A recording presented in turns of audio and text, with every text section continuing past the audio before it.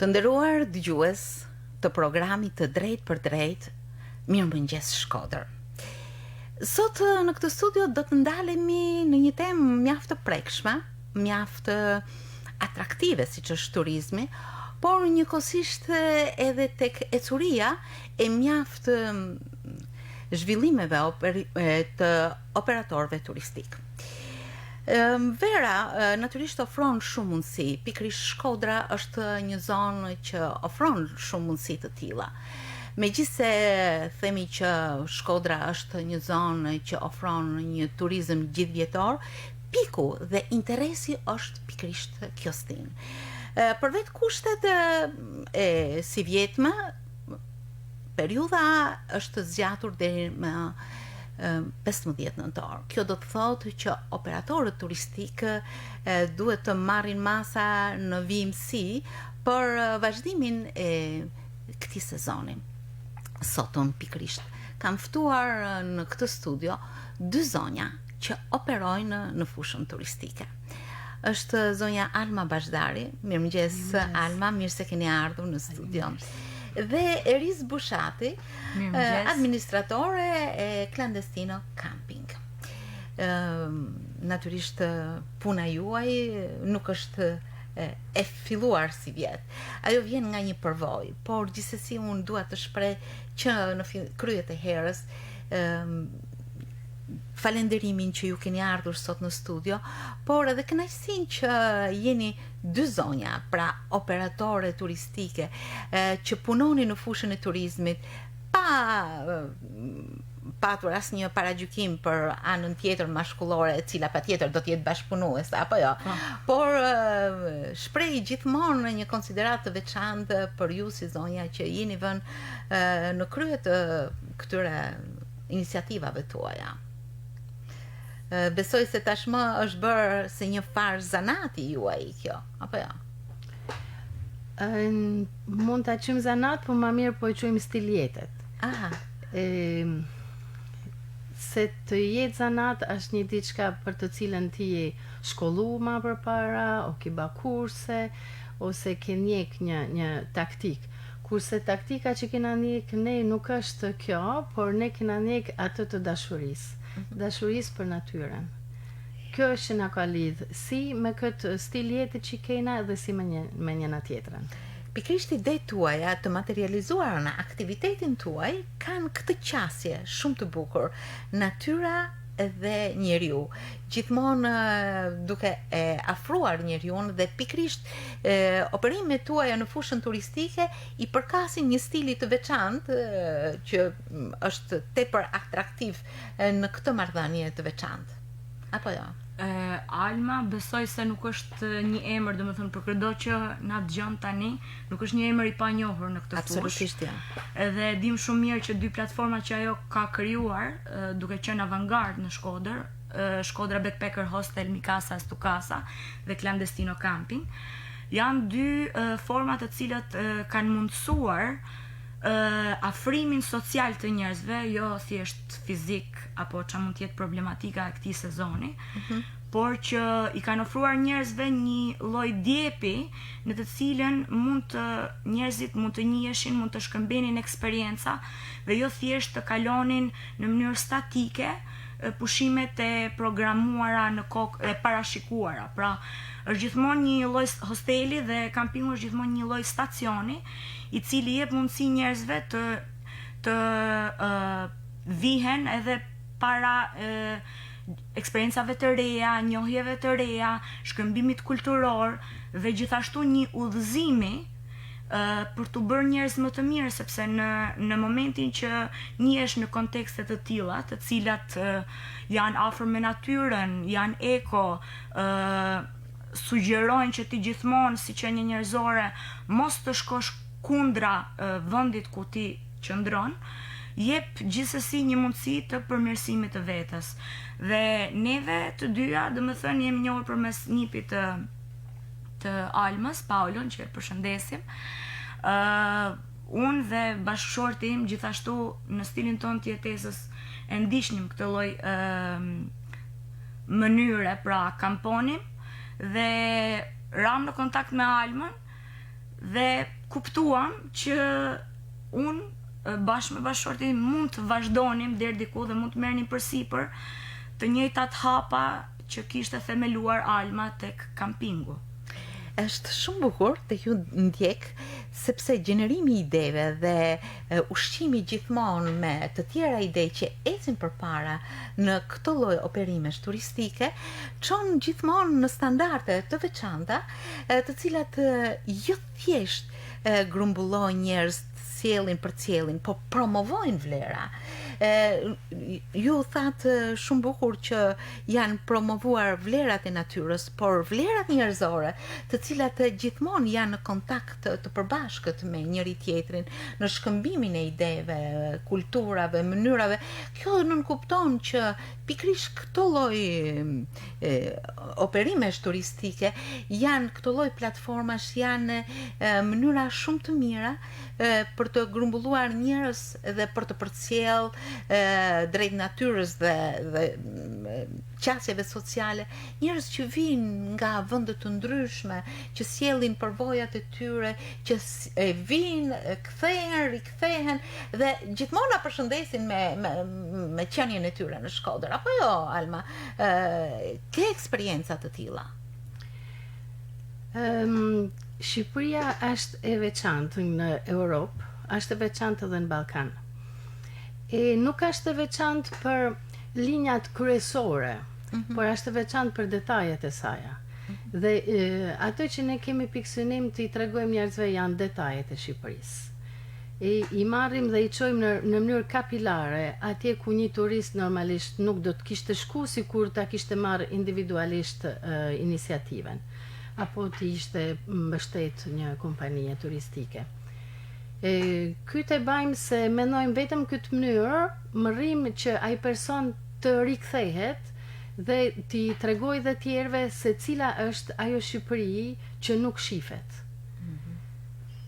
Kjo është tepër e veçantë, apo jo?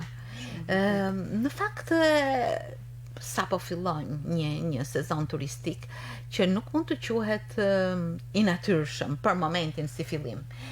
Vim nga probleme që lindin nga situata që kaluam dhe po kalojmë. Si ka ndikuar kjo tek puna juaj? Çfarë vështirësish sjell, qoftë edhe si fillim? Sepse vetë lëvizja është e limituar dhe kjo patjetër që është kushti i parë që njerëzit të vinë drejt Shkodrës dhe drejt vendeve turistike përreth saj. Unë po flas për pjesën time, e Eris po flet për vetë. Na shkruajnë shumë, mezi shpresin që të hapen kufijt, mezi shpresin, pyesin për me ditë se si do të funksionojnë transporti publik, pyesin se si do të jetë, a ka karantinë kjo se vjet në Shqipëri. Unë kaq që di me thënë se na shkruajnë dhe mezi shpresin që të hapet. Campingo Clandestino, që është platforma juaj Eris, ku operoni tashmë prej në vitin e tretë, natyrisht ka një qasje shumë të afërt. Aty ku ju ndodheni në rjoll, një veçantësi qoftë në platformën që ju keni, në atë kushte që ju i ofroni, si është interesi që paraqitet momentalisht? Duhet ndalem disa pika, pa dashur të zgjatem shumë. Është e vërtetë ajo që tha Alma, na shkruajnë vazhdimisht si për te hosteli, si për te kampingu, njerëz që mund të jenë kthyer në vitet e kaluara edhe 3 herë brenda të njëjtit sezon, për shkak të asaj që kanë parë, që e ceku që kanë gjetë. Dhe shumë e rëndësishme, domethënë, qëndrojnë vetëm disa ditë. Qëndrojnë disa ditë dhe kjo është e mira, sepse sidomos në situatën e Covidit, që gjithsesi i dëmtoi si shpirtërisht, por edhe ekonomikisht shumë njerëz. Një ndër sektorët më të dëmtuar cilësohet turizmi. Edhe psikologjikisht. Ne mund të themi që prania me natyrën kuron pjesën psikologjike. Siguron distancën fizike, po jo sociale. Pra ti je në një ambient të hapur që je deri diku shumë më mbrojtur se sa në një ambient totalisht të mbyllur. Pra ti zgjedh të ndodhesh në 1 metër katror tëndin, Po ndërkohë në këtë hapësirë, në këtë perimetër të kampingut, je siguruar që ke dhe facilitetet e duhura, gjithsesi duke plotësuar të gjitha kushtet higjienike, tualetet, kuzhinën, vendet e uljes, të cilat janë gjithsesi të përhapura për rreth gjithë perimetrit të kampingut, mund ta vendosësh çadrën tënde aty ku zgjedh ti. Dhe pak metra më tutje ti ke direkt përballesh me një peizazh fantastik që ndodhet përballë.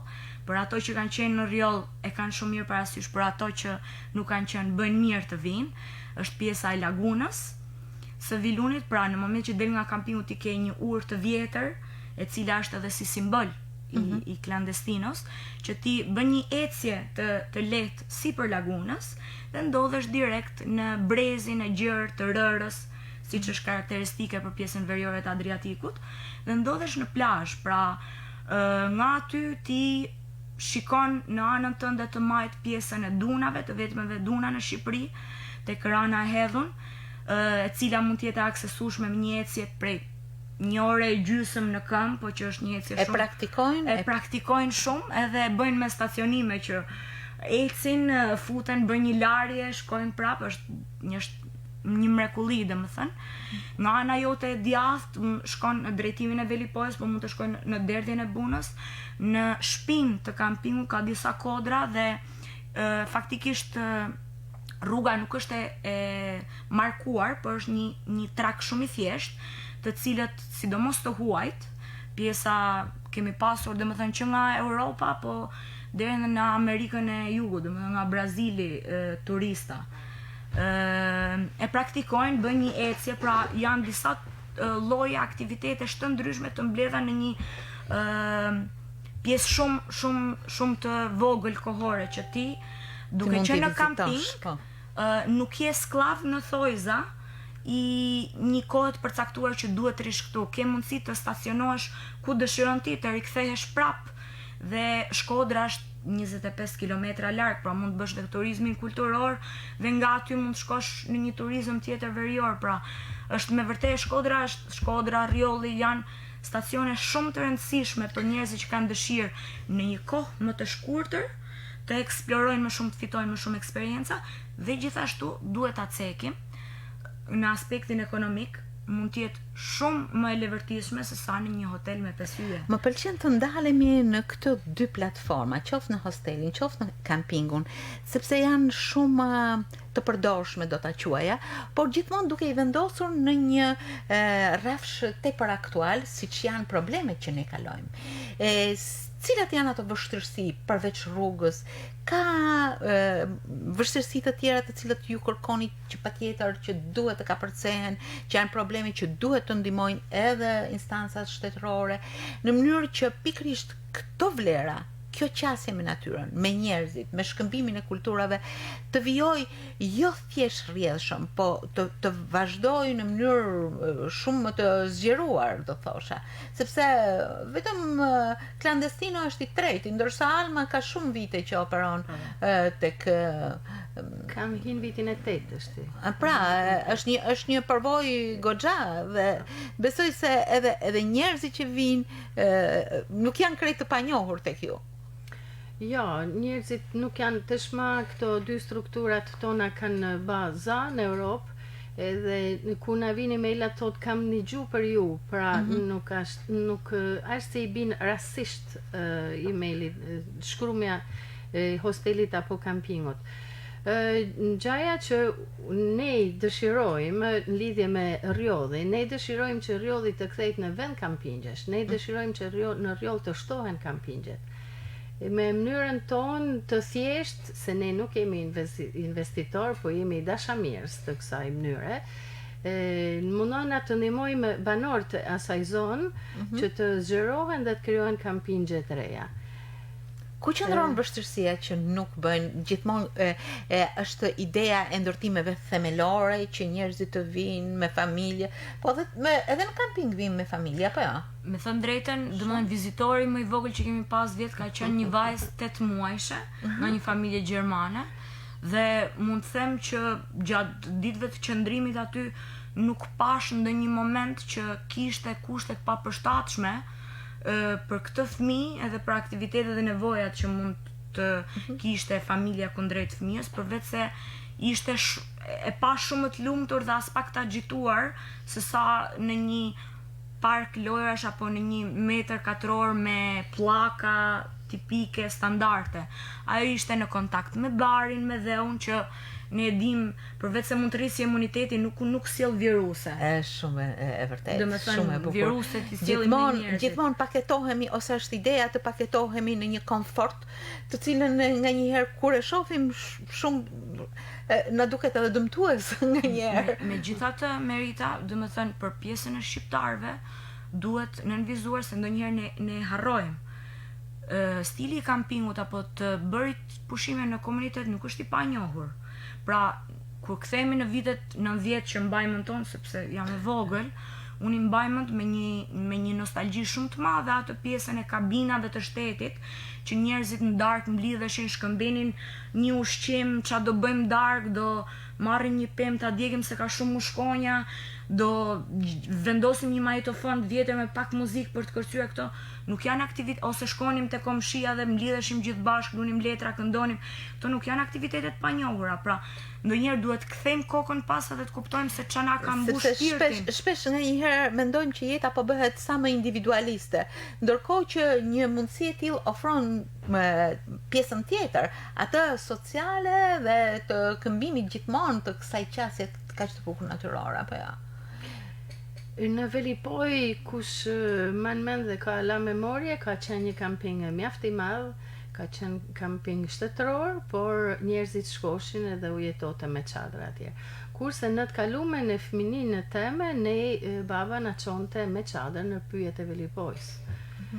Edhe nuk ishim vetëm, vishin dhe familje tjera që njifshin njëri tjetrin, do krijoti një rreth shumë i bukur çadrash edhe u kalote dita bashkë. Ndërkohë që kushtet janë, kushtet e nevojshme higjienike, të akomodimit të fjetjes, domethënë ekzistojnë, nuk është se vendoset një gur në siastë. Ja, domethënë kampingu klandestino, në rastin konkret me që po flasim, është i konceptuar që të maj balancën mes njerëzve gjysëm të përgatitur dhe totalisht të përgatitur. Pra, që do të thotë aty ndodhet hapësirë e nevojshme, e pastër, e banjove, para banjos, dusheve, pjesa kuzhinës së brendshme që gatuhet për gestat në mënyrë opsionale, pjesa e kuzhinës së jashtme, e cila përdoret nga mysafirët për të gatuar për të plotësuar nevojat e veta të gatimit, lavamanat të ndryshme që mund të kryejnë larjen e enëve, pra nuk ka nevojë të transportojnë diku. Kush janë stolat e drurit? Kush janë kryesisht banorët ose njerëzit që vinë qoftë edhe tranzit për disa ditë në pikërisht në një platformë të tillë, sepse është interesante. Unë mendoj njerëz që kanë çanta mbi shpinë, që ecin, që eksplorojnë në këmbë natyrën. Alma në krye të herës tha që ne i ofrojmë atë Shqipëri të panjohur që nuk është thjesht e paraqitur në rrugët e gjëra, por pikërisht në ato rrugëzat e piktoreske të maleve, të pyjeve, të bregdeteve, të cilat e bëjnë të veçantë pikërisht natyrën shqiptare. Pra, cilët janë, kush është profili i këtyre vizitorëve dhe këtyre pushuesve? Profilet janë nga më të ndryshme. Sigurisht rinia ndoshta mund të ketë ndoshta një kapacitet kohor pak më të madh, por nga mosha 30 deri në 50 vjeç janë ato që lëvizin më shumë. Po ka gjithmonë edhe raste të moshave 60, 70 që lëvizin. Por nuk janë vetëm backpackers, pra me një çantë, ka njerëz të cilët kanë riformatuar për shembull makinat e tyre, qofshin këto të vogla apo tip fugonash, të cilat vendosen aty dhe pastaj brenda kanë dhe biçikletat që me to lëvizin në për zona të ndryshme, po. Gjëja që duhet të nënvizoj është kjo, është shumë bukur të shohësh pjesën që ato vinë dhe interesohen tek ty, pra, sidomos nëse ke eksperiencë. Alma ka shumë vite që eksploron vetë me një çantë vogël, po edhe ne mundohemi, domethënë, sipas kohës tonë të lirë ta bëjmë këtë gjë. Është shumë bukur kur ato vinë dhe pyesin dhe ti ndan pikërisht eksperiencën që ta Alma, por është gjithashtu e bukur të shohësh pra dy udhëtues të ndryshëm që janë takuar tek hosteli ose janë takuar tek kampi dhe ndoshta udhëtuesi i parë, mysafiri i parë ka më shumë kohë në Tiranë, në Shqipëri dhe në Shkodër dhe mund t'i sugjeroj udhëtuesi tjetër prapë si një turist i huaj disa vende që ka zbuluar vetë, pra është shumë e bukur se si transferohet, pra nuk je gjithmonë ti udhëzuesi, po fillon e bëhet turisti huaj një udhëzues. Ndihmësi juaj, po një lloj asistenti apo në fakt kjo është diçka shumë e bukur, sepse është një provovim në vazhdimsi Shqipërisë. Dhe kjo është diçka shumë e bukur për të gjithë ne. Por kushtet e sigurisë natyrisht nganjëherë, siç kemi dëgjuar edhe në lajme të ndryshme, nganjëherë edhe çalojnë, nganjëherë shpirti i aventurës tenton të rreket në hone disi më të thepisura, gjë që e bën të vështirë. Si mendoni për këto kushte sigurie? Si duhet të ketë patjetër ndonjë mbrojtje, duhet të ketë patjetër ndonjë udhëzues apo sepse dëshira për të eksploruar dhe vetëm, po ka problema, po ja. Jo, unë Shqipërinë e quaj një ndër vendet më të sigurta në Europë në raport me kushtet e sigurisë. Sparit, këto njerëz janë majoren, për mi 18 vjeça, se nën 18 vjeça ne nuk pranojmë dhe marrin përsipër jetën e tyre. Kurse zdyti shqiptarët, në kjo se flasim si anën kulturore, janë nër ma mikspritësat në Europë dhe ma ndihmësat. Shqiptari lën punën e vet për gjys dhe të udhëzon ty. Është e vërtetë. Kjo se shohim në drejtim. Kjo se shohim si kushte historike natyrore, ato janë majoren dhe nuk e quaj shumë problematike dhe janë shumë dhe të informum. Janë shumë të informuar. Vinë me harta e hartave turistike. Vinë me programe në telefonat e tyre, ku e njohin Shqipërinë ndoshta nganjëherë dhe më mirë se ne. Interesante. Janë shumë të informuar.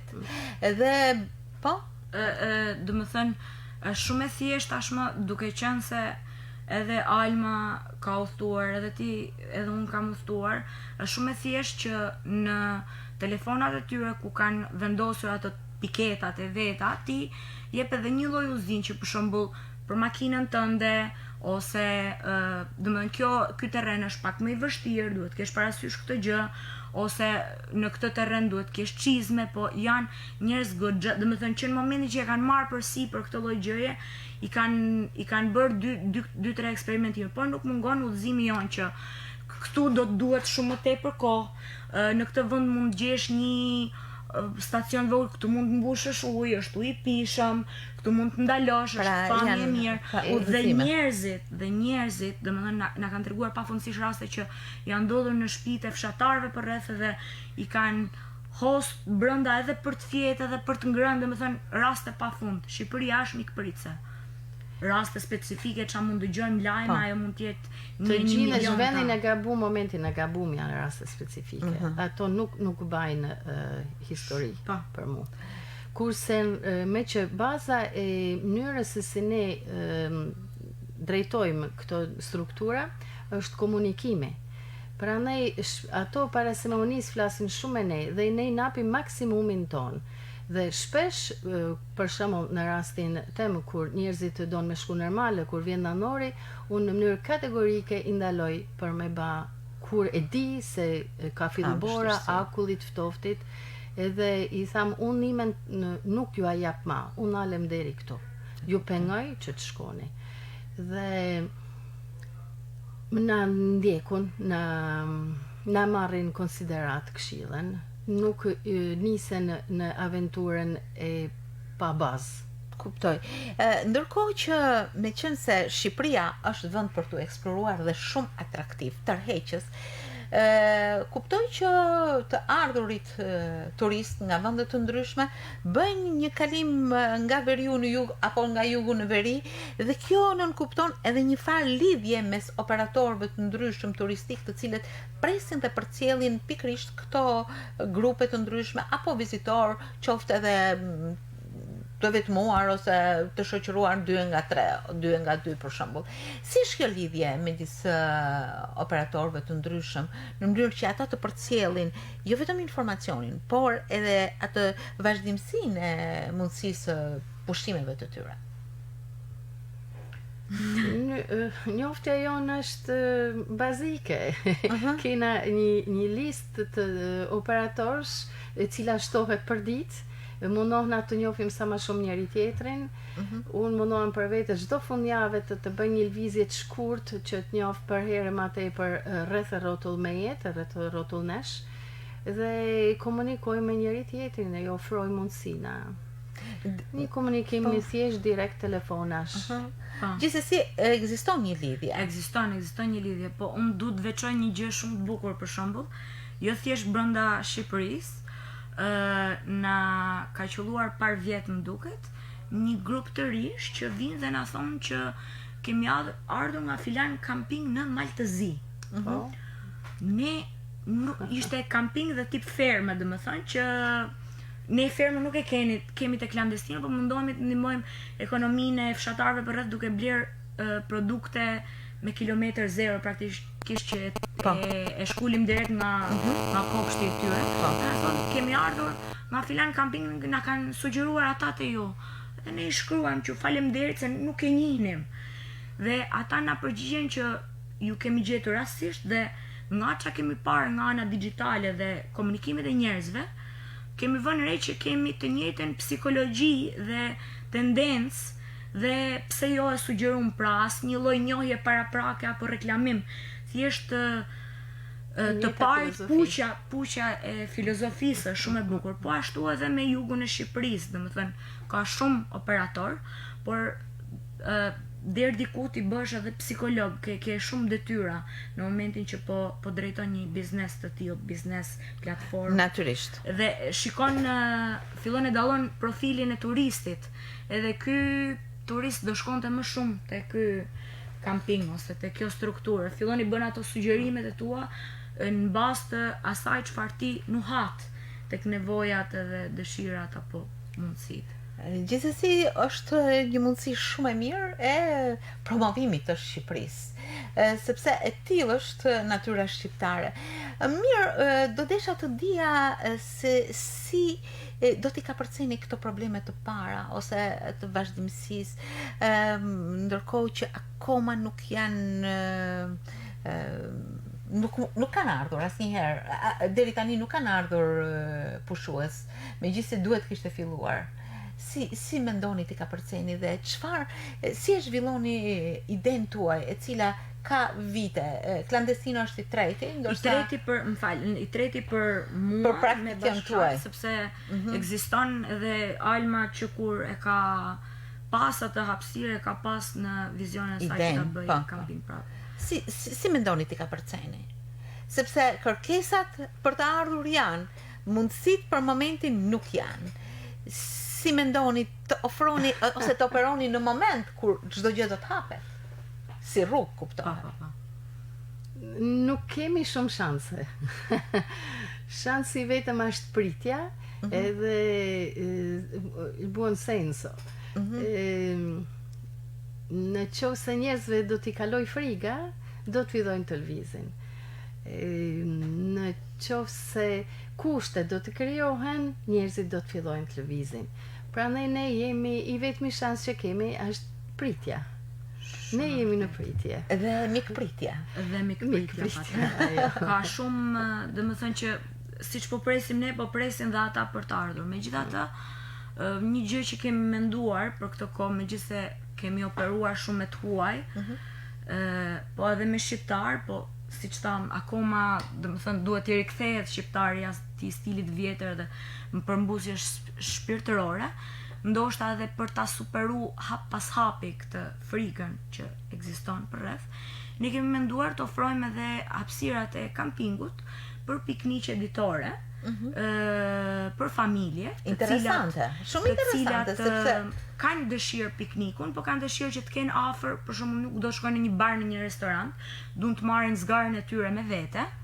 Dhe aty kanë vendin e zjarrit, kanë zgarën, kanë hapësirën për të ulur, kanë tualetet, kuzhinën, domethënë mundësitë e higjienës, të gjithë udhëzimet e ministrisë, dorashkat e këto janë të gjitha të vendosura tashmë aty dhe një ambient të sigurt që mund të ndihen edhe jashtë në ambient të hapur, por edhe me çdo gjë të nevojshme afër. Dhe po e diskutonim domethënë së fundmi dhe mund të jetë një opsion shumë i mirë për që në një fazë tranzitore ka përcyese, pra nga një piknik ditor dhe avash kaluar një natë, 2 nete e mëtej. Si ka evoluar numri dhe interesi i vizitorëve ose i turistëve nga viti në vit? Besoj se ka ardhur në rritje. Në shumë rritje. Te kampingu është dyfishuar, domethënë, se ka qenë kemi punu fort, normalisht hosteli është, si më thënë, krahu ose krahët që na mbajnë, sepse ka vitet e eksperiencës edhe udhëzimin ose guidën që na jep, po është dyfishuar sepse ne normalisht regjistrojmë çdo mysafir që na vjen për aspektin e statistikës, por edhe sigurisë, pra si të shkon në një hotel që ti paraqit dokumentacionin tënd, në këtë formë ti mban edhe përgjegjësi, pra për veten dhe për hapësirën që po shfrytëzon dhe po ndan me njerëzit e tjerë. Dhe në check-in pastaj merr me sa kuptoj është një marrëdhënie juaja gati po e quaj personale e juve si mikpritës edhe vizitorëve që ju vinë, ndërkohë që e gjithë jeta zhvillohet në një platformë sociale, shtetërore, ligjore. Ku mendoni se duhet ishin më shumë prioritete për vendin tonë e natyrisht për operimet tuaja turistike, në mënyrë që ata të lehtësonin dhe të bëheshin shumë më të afërta me pushuesit të ndryshëm, turistët të ndryshëm dhe ata që promovojnë Shqipërinë dhe turizmin?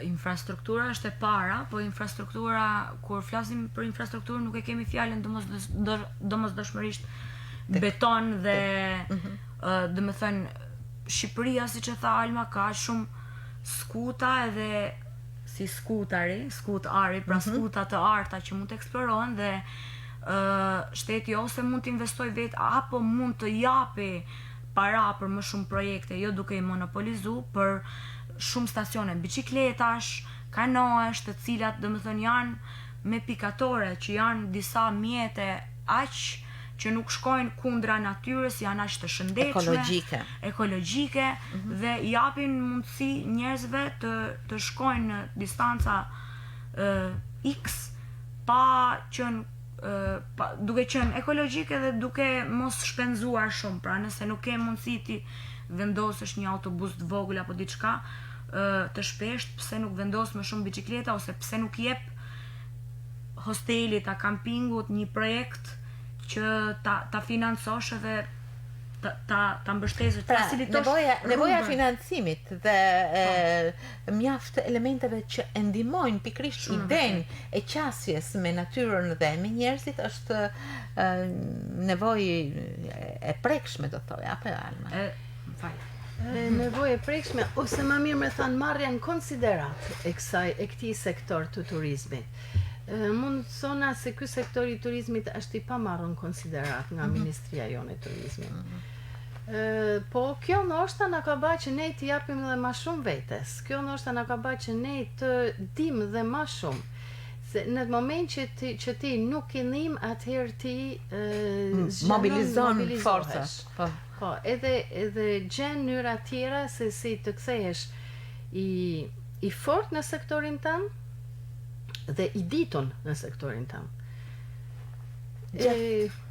Gjatë një sezoni turistik, sa vizitor përshkojnë hostelin tuaj dhe numri është relativ, për numra nuk kalojnë mira? 1.000, 2.000? Po, 1.000 mund të kalojnë, patjetër.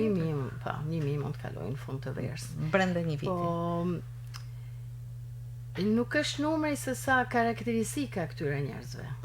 Kjo është gjaja që mu më krijon impakt të mrekullueshëm, karakteristika e këtyre njerëzve dhe shkëmbimi me këto njerëz. Mënyra e kampingut dhe hostelit është që ne udhtojmë pa udhtu. Pa. Ne në mënyrë Kuptoj. të statike me fantazin tonë dhe me tregimet e tyre përfundojmë cep të botës. Dhe mesi me miq me to. Shumë vërtet. Dhe vazhdojmë me u shkru.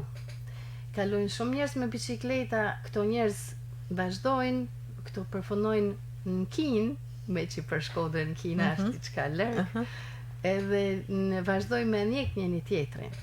Unë para sa ditë shpata një të shkrume nga një person në Iran, dhe im tha, ju vazhdoni t'jeni në zemrën teme. Një mesazh kaq i bukur, të marr një muj në rregull. Shumë bukur. Pra vlera të shumë fishta, mundësi platforma që ushqejnë në radhë të parë shpirtin, trupin, fizikun, natyrën, marrëdhënie njerëzore, që i japin gati falas shpirtin e bukur, shpirtin e aventurës, por edhe dashurinë për qenie njerëzore dhe natyrën shqiptare të mrekullueshme.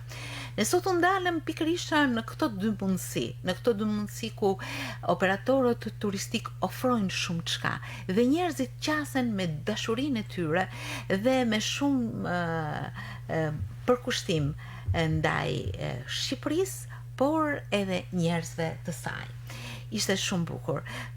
Natyrisht duke përmendur edhe mjaft probleme dhe problematika që hasen vazhdimisht dhe që patjetër duhet të merren në konsiderat në mënyrë që Shqipëria, ashtu siç është vend i mrekullueshëm, të jetë edhe vend jashtëzakonisht i ofrueshëm, i aksesueshëm për të gjithë ata që dëshirojnë ta eksplorojnë dhe ta marrin me vete kudo që janë.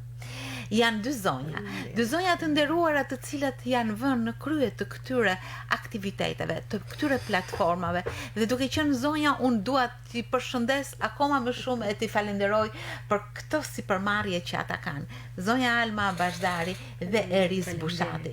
Ju falenderoj shumë që ishit sot në këtë mëngjes shkodran, në këtë fillim do të thoja të sezonit turistik, por që hap shumë çka në horizontin e tij. Faleminderit shumë. Faleminderit.